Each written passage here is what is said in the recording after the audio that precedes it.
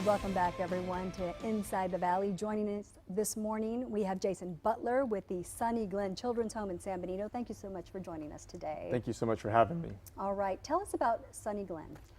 Well, we have been in the Valley for a little over 80 years now, taking care of abused and neglected children throughout South Texas. A lot of the misnomer people think we're an orphan's home, but we're a children's home. Many of our kids come through us through CPS, through the Child Protective Services, and so they come into our program. And we have a couple really exciting things going on at Sunny Glen right now that we would like to share with the Valley and people all around. Number one is in October of this past year, we signed a specialized contract in which now we take the kids who have been through the most trauma, the kids who have been through the most difficult situations into our program now at Sunny Glen. These are kids that were sleeping on the floor of office buildings at CPS offices throughout the Valley, even as far north as San Antonio and Houston area.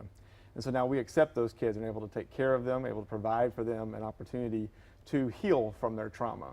And the way we do that is through a program called Sanctuary. It's a really neat program in which we talk to our kids about how to heal from the difficult traumas that they've been through using a model called SELF. And so it's called Safety, Emotion, Loss, and Future. So we talk to our kids, are you safe? You know, are you now in a safe place where you can thrive and flourish? How's your emotional safety? Or how are your emotions, period? We'd rather have a kid tell us about their emotions instead of show us their emotions. Right. And so we talk to them every day about, are they safe? Are their emotions being taken care of? Can you tell us about your emotions and how to heal through that? One of the big things we talk about on our campus constantly is the idea of loss. These kids that come to us, it's the worst day of their life. They've been ripped away from their parents. They've been taken away from their culture. They've been taken away from their friends. And so we talk about that with our students on campus, about the loss they've been through. And probably the most important thing we discuss is their future. Have you thought about graduating high school? Have you thought about college? Have you thought about what's next for you in life and how you can heal from the trauma and move on with your life and the difficulties you've been through? As you may know, Dina, that it's a cycle. Abuse tends to be cyclical in our society, and we're trying to break that. Yeah, unfortunately it is. How many kids do you see a year? Well, in our program, we can house, we have 5 houses on campus. Each of them house 8 to 10 kids. We currently have about 30 to 32 kids on campus. We can house 40 to 44 kids. In a typical year, we'll see 100 kids come through our program. Most of the students stay 3 to 6 months on average. Part of that reason being is if we can move them from specialized down to a basic level of care, we want to move them into an individual foster home instead of having to be in a group home. But we provide this opportunity for them to heal from that so we can move them into a better situation. And you have something exciting happening. You have a new counseling center that's going to be opening up. Yes, as I say, the second thing we're really excited about is our counseling center. It's called the Punish Counseling Center, and it should be opening very soon. And what we're most excited about the counseling center is that it doesn't mean that when kids now leave our program, it used to mean that we'd no longer have a relationship with those kids. But we're hoping now to be able to provide counseling for the families. Once they're able to reunite with their families, we can help them heal and come back and help with that reunification process within our counseling center. The other thing we're excited about is maybe being able to counsel and provide health and mental health, especially for families before they end up into our program, so that we can hopefully prevent them from ending up at Sunny Glen. So it provides services not only while the kids are on campus, but it provides services before and after they've been in our program. Yeah, and that's really important for the healing process. Very important, very, very important. We talk about the sanctuary model, as we talk about the kids being able they always want to go home. And we want them to go home, but we want them to go home in a better situation with the family having healed and the child having healed as well. You know, this is a very trying time for those children when they are removed from their homes. What advice do you give to people out there who may suspect that somebody they know is being abused? Are there signs that they need to be looking out for, and what do they need to be doing? Because we hear this all the time. People just don't report it. Right.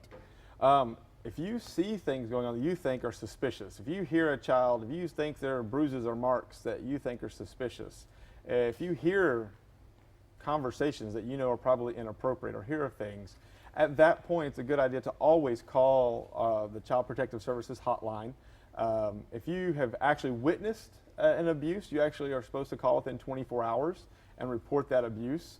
But if you're just hearsaying, or maybe you're hearing a conversation, or you saw something, and you suspect something, you can either go online to the Texas Abuse website, or you can go and call CPS and call them and get advice, or maybe you need to make a report and make that report, and then it will be anonymous, so you don't have to put your name with it.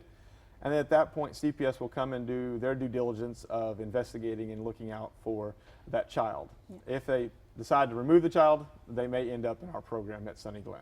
And so you see children of all ages? I'm talking babies, yes, up to 17 years old? What are we talking about? Yeah, our youngest on campus right now is 6 months old, and our oldest is 17. And we have all ages in between. And so we see kids from all different ages, backgrounds, you name it. And it takes a lot to run a home like yours.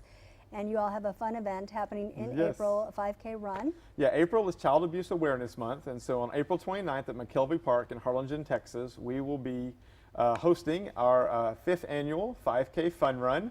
If you're interested in that, you may call our home out at 956-399-5356 at Sunny Glen Children's Home.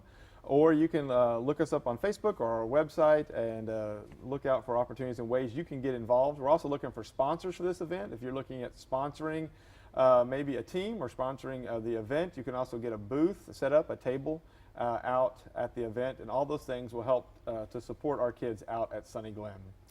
And if I may, I also want to tell everybody in the Valley, we're also really looking for support right now. We've added 50 employees in the last 6 months as we sign the specialized contract. So it takes a lot of resources and financial resources to take on this new challenge we've taken on at Sunny Glen. And so if anybody's interested in supporting us financially, or even coming out and joining us and volunteering with our children, please call our home and look us up and give us a call, and we'll be able to help you. And let's say somebody's watching right now and they're interested in becoming a volunteer or being an advocate for these children. Do you provide training? Yes, for our staff, they get 20 hours of training in sanctuary. So the model we talked about earlier, all of our staff is asked to follow the sanctuary model along with the kids.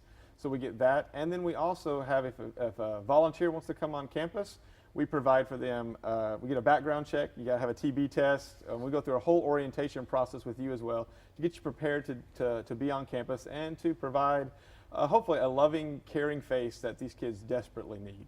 All right, well, thank you so much, Jason, for joining us this morning, sharing that important information, and we know you want to continue to do the good work that you're doing. So everybody, make it out to that 5K run happening April 29th. Yes, all ma'am. Right. And call that number there on your screen for more information. All right, thank you very much. All right, and when we come back, it's a growing epidemic in the Valley. I'm talking about HIV. Important information you cannot afford to miss right after the break. Stay with us.